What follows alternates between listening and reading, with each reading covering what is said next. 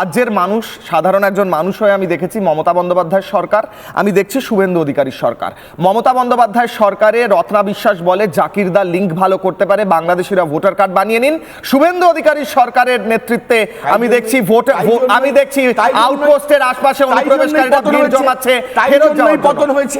বেশ, তাই জন্যই সজল ঘোষ, আমি উত্তর চাই। সমস্যাটা সিপিএম এর জামানার সময় থেকে বা স্বাধীনতার উত্তর সময় থেকেও হতে পারে, পরবর্তী সময় থেকেও হতে পারে, দীর্ঘদিনের সমস্যা, এটা অস্বীকার করার কোনো জায়গা নেই। কিন্তু মুশকিল হচ্ছে এই সমস্যাটা প্রথম পার্লামেন্টে যিনি তুলেছিলেন তার নাম মমতা ব্যানার্জি, যে আমার রাজ্যে 1 কোটি অনুপ্রবেশকারী আছে। আজ থেকে 4 মাস আগে, 3 মাস আগে এই লোকেরাই বলতো কোথায় অনুপ্রবেশকারী, কোথায় রোহিঙ্গা, 1 কোটি কোত্থেকে পেলেন, 1 কোটি 20 লাখ কোত্থেকে হলো, এটা বলতেন। এখন বলছেন এই সমস্যার সমাধান হলে খুব ভালো লাগবে। আপনারাই বলতেন, আপনিই বলতেন, সৌরভবাবু আপনিই বলতেন। হ্যাঁ, যাই হোক, আমি বলছি শুভেন্দুবাবু বিজেপিতে ছিলেন, তৃণমূলে ছিলেন, ঠিক, শুভেন্দুবাবু তৃণমূলে ছিলেন। ততদিন তৃণমূলে ছিলেন, তখন অবধি ছিলেন যখন জনতাও তৃণমূলের সঙ্গে ছিল। জনতা তৃণমূলকে ছাড়লো কেন? প্রশ্নটা হচ্ছে এখানে।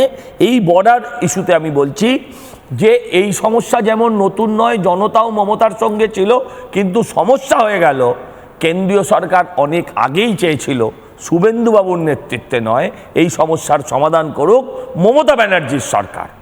মমতা ব্যানার্জির সরকার এই সমস্যার সমাধান করা তো দূরের কথা, তিনি এই সমস্যাটার পক্ষে হয়ে দাঁড়ালেন যে সমস্যাটাই আমার চাই, কারণ ওটাই আমার ভোট বাক্স।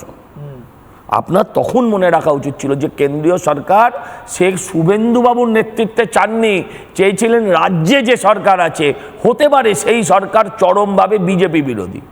কিন্তু বিজেপি বিরোধিতা করতে করতে, মোদি বিরোধিতা করতে করতে, অমিত শাহের বিরোধিতা করতে করতে, শুভেন্দু অধিকারী শ্রমিক দাদের বিরোধিতা করতে করতে কিছু লোক যে দেশের বিরোধিতা শুরু করে দিল, এটাই দুর্ভাগ্য। মমতা বন্দ্যোপাধ্যায়ের ভাইপো বলতে লাগলেন I challenge the union of India, ভারতের রাষ্ট্রকে আমি চ্যালেঞ্জ করছি।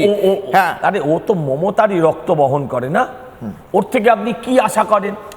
অনেক কাল আগে বলেছিলেন, গান্ধী মূর্তির নিচে বসে বলেছিলেন, একটা চিঠি লিখেছিলেন, I sat on Gandhi statue.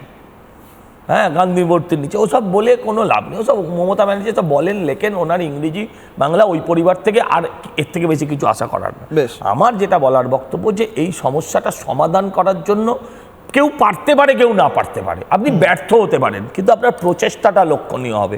Mamata বন্দ্যোপাধ্যায়ের প্রচেষ্টা কি ছিল? যে তোমরা চলে উল্টো প্রচেষ্টা, যে এদের যেতে দিও না।